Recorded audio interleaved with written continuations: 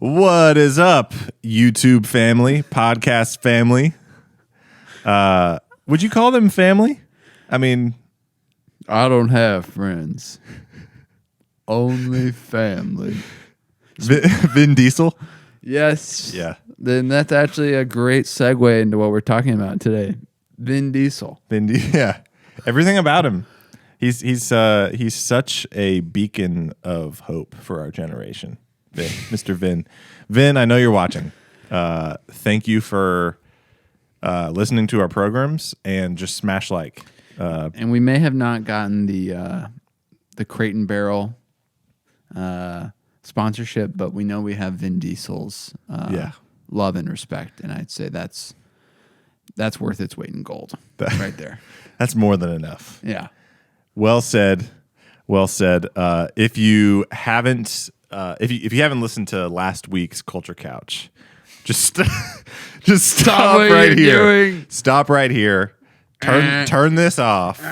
Smash like, then turn it off, and go listen to the last one because we started talking about probably one of the top most important things in a company, which is servant leadership.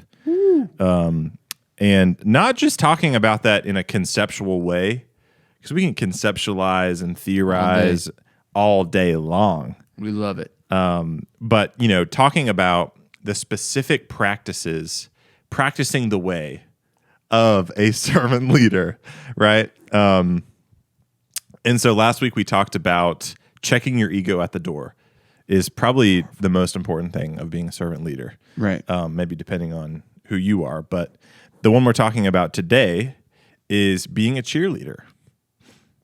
Cheerleader? Isn't that kind of like lame, Ross? Why is that lame? Wouldn't you want to be like the quarterback? Right. So it goes a lot into what we talked about last week as far as checking your ego at the door.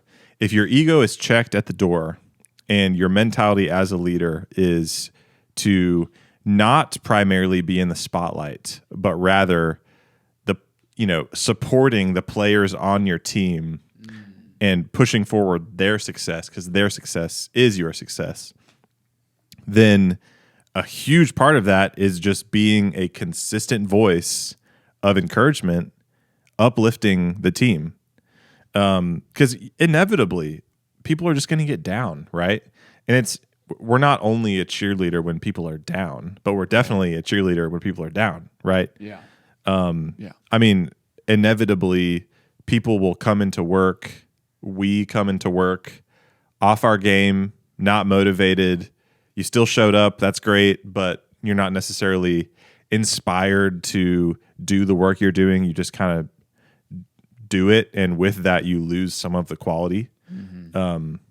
I mean, what do you do in that scenario? Like whenever you can tell, okay, I'm walking behind the bar right now. Spirits are definitely low. The vibe in the cafe is a little too lackadaisical, chill. What's playing in a situation like that when the vibes are down? Yeah, like some random Fleet Foxes knockoff. Oh. What do you do in that scenario to be a cheerleader and kind of be a thermostat in that moment? It's a great question, Ross. Yeah, it's because it's not. Are we doing this now? Is that what we're doing? Listen up, man. Okay, all right. Okay. It's pairing that sort of thermostat. You can't take something from 0 to 100. Right? Sure. But there's a certain level of empathy that's involved when it comes to knowing your team, knowing your staff, and knowing how to connect with them. And something I'm sure we've all heard is to love is to know and be known. Right? Yeah. So we want to know these people. We want to know what's going on. We want to give them space. But just gentle encouragement, almost a sense of camaraderie just by being with them, speaking their love language, whether that's if someone needs a hug or an affirming word or, hey, why don't you take 5 in the back? I'm just going to cover the expo bar. Yeah. Why don't you take 5 and take a beat? Everybody's got these different kind of things, for lack of a better word, that help them kind of tune back in and remember why they're working. And something that you said that really touched me was being a consistent voice, right? Yeah. Because it's easy to watch something like this or listen to something inspiring and be like, today I'm going to be encouraging. Sure. And you go behind the bar and you're like, good job today. I'm and so your proud. employees are like, what's wrong with you? Yeah, like, okay, who made you do that? Like, what inspiring YouTube content did you watch Like, what today? awesome YouTube content that like is probably going to change your life, or did you watch today? Yeah, and they're going to be like Culture Couch. Yeah, brought to you by Vin Diesel. Yes. But it's a matter of just doing it every day. You know, and that's something I've seen in you. You're really great with your words about consistently uplifting the team, whether you're in the shop for 5 minutes or 5 years, right?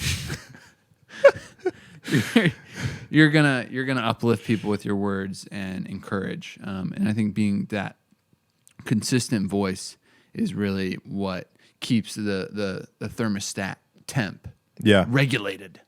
Yeah. It's one thing. So, you know, let's say you're in your workplace, or let's say you own a coffee shop and you're in a similar situation. The vibe is very low. People are like just like moseying around behind the bar, you know, eyes basically closed. Yeah, they're basically asleep. You just have different ways of approaching that, you know, and like you said, it needs to be genuine to you, the way you deal with that. Like, don't be someone you're not. If you're not this like super hype person, don't feel like you have to be like, all right, guys, let's fucking go. You know, like, you don't have to do that. Well, I do like to just, there's something that we say around here. It's see it, say it. Wow. Very, very simple. But it's, if I see a positive attribute in someone on any given day, whether it's just they're generally this way or they're displaying a certain quality on a certain day, and I see it, why the heck would I not say it? Why would I not just tell them that I see this? It costs me nothing to just say, you know what, like, Ethan, you're wearing so much green today, and it looks awesome. You know, it's like, I saw that. Why wouldn't I just say that? I'm forever changed. Yeah. So there's the see it, say it thing. And then whenever the vibe is a little bit low, I like to just like start making jokes to people and like talk to them. Nice. It's, again, simple, but I just feel like it kind of activates and stimulates everyone. And is like, hey, we're here. And what we're trying to regain there is just that sense of personhood, being a human being behind the bar that you are off the bar. So this whole practice of being a cheerleader, I think, back to the football analogy, because we love football, don't we? Again, with the consistent voice, the coach's job is to bring out the greatness in his or her players, right? And that looks different depending on whether things are going well or things are going very poorly. If your quarterback throws a touchdown, the coach, you know, he's got to be hype. You know, being like, great job, grabbing dude. The helmet. You know, like headbutts everywhere. Yeah. Lots of headbutts. Whenever the quarterback throws an interception, the coach has got to be that rock, that stoic, that is just like, rain or shine, my job is to support my players and bring out greatness in them. And so that totally applies to our line of work. You know, whenever somebody spills a drink all over the floor, one, I like to just clean it up for them.